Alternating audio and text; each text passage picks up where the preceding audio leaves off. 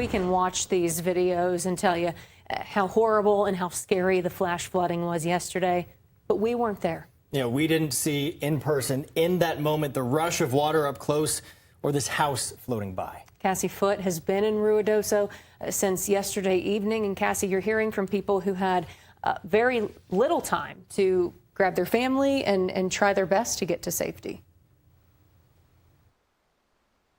Yeah, and one of those people was Jason Fulcher. He is the owner of the Riverview RV Park, just a few feet upstream from where we're standing right now.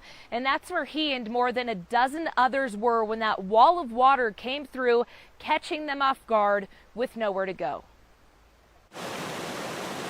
There are things in life that are replaceable, and others that have Jason Fulcher torn with emotion.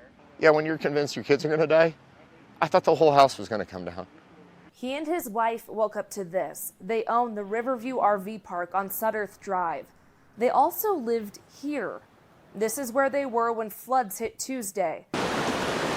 Fulcher says it wasn't the river rising, but a wall of water coming from a culvert and what he calls a poorly managed drainage system on the state road. As soon as I saw dumpsters and propane tanks come down the road, I started screaming, you know, get everybody out, get everybody out. His 7-year-old daughter and 13-year-old son were inside the family's home, separated from Fulcher and his wife. They'd been out trying to save guests. They said that the bed was floating, and so they got on the mattress of the bed that was floating up, and they were holding on to the ceiling fan.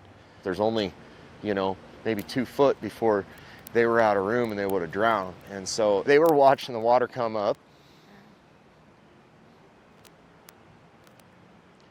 I mean, they thought they were going to die. We thought they were going to die. Chaos and hysteria, but they all survived. I feel so grateful that my kids made it through. I also feel guilty that I feel grateful that my kids made it through and those 2 little kids over there didn't. Over there would be campsite 11. Fulcher says a family of 4 was staying there directly in the water's path. Their 7-year-old boy and 4-year-old girl didn't make it. I think that the kids got sucked away and the parents went in after them. A middle-aged man from another RV was also killed, swept away in the water. Now with no house and no income, Fulcher says he can't let his mind get away from him. Instead, he's focusing on taking care of what matters the most right now. So you asked me what our next steps are. Probably going over to Walmart to buy some clothes for my family.